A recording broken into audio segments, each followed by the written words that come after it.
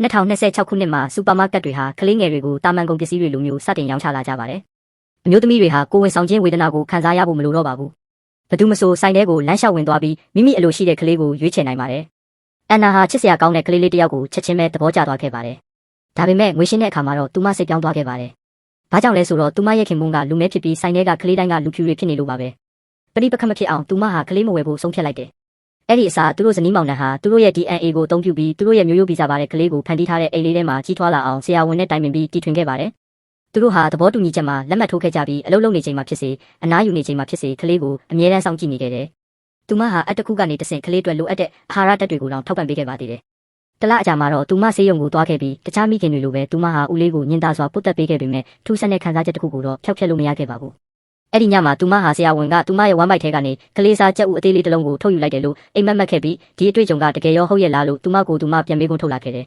။သူမဟာတဘာဝအတိုင်းကိုဝင်ဆောင်ထားတဲ့အမျိုးသမီးတွေကိုအားကျလာခဲ့ပါတယ်။နှစ်လအကြာမှာတော့ဆရာဝန်ကထိုဦးကိုအိမ်ပြန်တည်သွားပြီးသူတို့ဘာသာပြုစုပြောထောင်နိုင်ပြီလို့ပြောခဲ့တယ်။သူတို့စိတ်လှုပ်ရှားစွာနဲ့ဒီနီးလန်းကမှမိဘဖြစ်ရတဲ့ပျော်ရွှင်မှုကိုတကယ်ခံစားရမယ်လို့ယုံကြည်နေကြလို့ပါ။သူတို့ရဲ့ဂရုစိုက်မှုအောက်မှာအထက်ကကလေးဟာလျင်မြန်စွာကြီးထွားလာခဲ့ပြီး8 လကုန်လွန်သွားခဲ့တယ်။ဒါပေမဲ့ကျမရေးစစ်ဆေးနေတော့မှဆရာဝန်ကသူတို့ကိုထိတ်လန့်သွားစေခဲ့တယ်။ဆေးရုံမှာဖန်တီးထားတဲ့အိမ်လေးတွေပြက်လက်နေတာကြောင့်ကလေးကိုလမ်းမစေပဲမွေးဖွားပေးခြင်းတယ်လို့သူမကဆိုပါတယ်။သူတို့ကလေးရဲ့ကျန်းမာရေးကိုအထိခိုက်မခံနိုင်တာကြောင့်ခင်မုန်းဖြစ်သူကအဲ့ဒီအိမ်ကိုခိုးယူပြီးဇနီးမောင်နှံ2ဦးဟာသူတို့ရဲ့နေရက်စီကိုကီလိုမီတာတော်ဝေးတဲ့နေရာအထိထွက်ပြေးခဲ့ကြတယ်။တိတ်ဆိတ်တဲ့ကြေးလက်တော်ရွာမှာသူတို့ဟာမိဘဘဝကိုအေးချမ်းချမ်းခံစားခွင့်ရခဲ့ကြပါတယ်။အဲ့ဒီနောက်မနက်ခင်းတစ်ခုမှာဥခုံထဲကနေတေးဂီတတန်တွေထွက်ပေါ်လာခဲ့ပြီးကောင်လေးဟာမွေးဖွားဖို့အဆင်သင့်ဖြစ်နေပါပြီ။သူတို့ထိတ်လန့်တကြားနဲ့အောက်ထပ်ကိုပြေးဆင်းလာခဲ့ပေမဲ့ဥခုံကိုဖွင့်ဖို့အတွက်လိုအပ်နံပါတ်လိုအပ်နေတာကိုသိလိုက်ရပါတယ်